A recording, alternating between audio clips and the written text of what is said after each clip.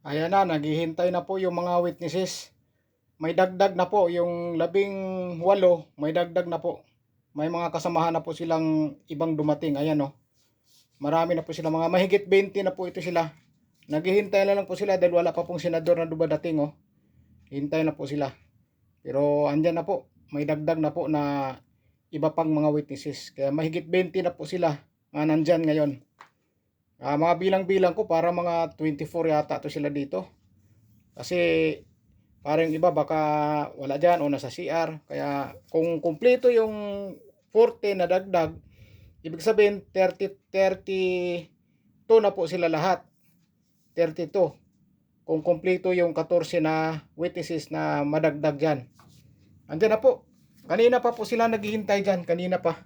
Wala pa pong dumadating na mga senador. Baka mamaya-maya po.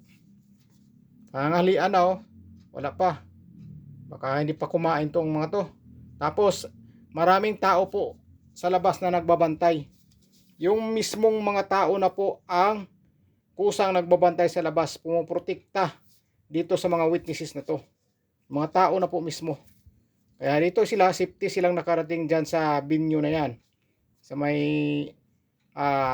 malapit po yan sa Ortigas.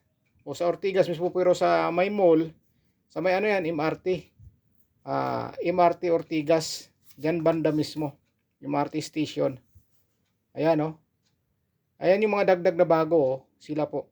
Sila yung mga nadagdag na bago ng mga witnesses. Yung sa bandang kaliwa, yun yung mga ano, yung 18. Yung 18 na mga ex Brave 18. Tapos may dagdag nga yung dito sa may kanan. Kaya abang-abangan na lang po natin. Dahil wala pa pong mga senador na nagsidatingan, baka may inano pa sila sa Senado. Dahil ano po, pahirapan po. Dahil kanina, mga alas 8, alas 9 ba yun, hindi po nagpapapasok. Buti nga ngayon, pinapapasok na sila. Kapag tataka ko lang bakit wala na yung mga gwardiya dun. Walang mga gwardiya sa labas, kundi mga tao na mismo na mga supporters dito sa mga witnesses na to ang nakabantay sa gate. Yung mga pulis nandiyan lang po sa tabing kalsada sila nakatayo para lang matuloy-tuloy ang daloy ng mga sasakyan dahil EDSA po yan. Grabe po, napakainit po yun sa labas. Sobrang init po. Kaya kawawa po talaga mga kapulisan natin. Hindi po sila makaalis doon dahil yun po talaga ang trabaho nila ngayon sa araw na ito. Nagbabantay ng mga tao at saka sa traffic doon.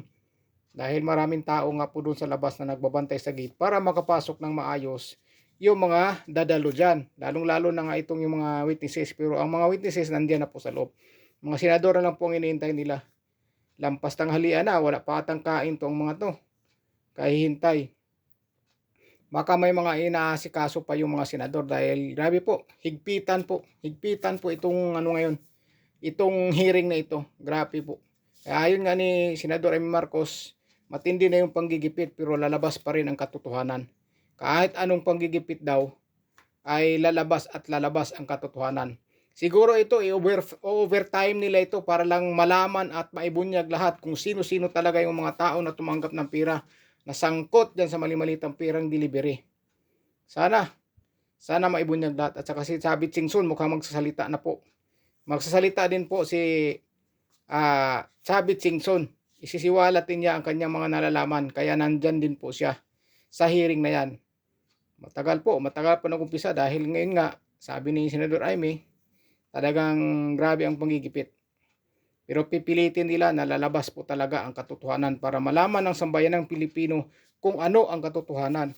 Si VP Sara Duterte ang iniipit pero ang totoong talagang ng bulsa ng malaki sa kaban ng bayan ay yung ibang opisyal dyan na pinadalhan ng malita. Abang-abang na po tayo kung ano pong mangyayari dito dahil wala pa pong mga senador. Kaya maghihintay-hintay lang po tayo.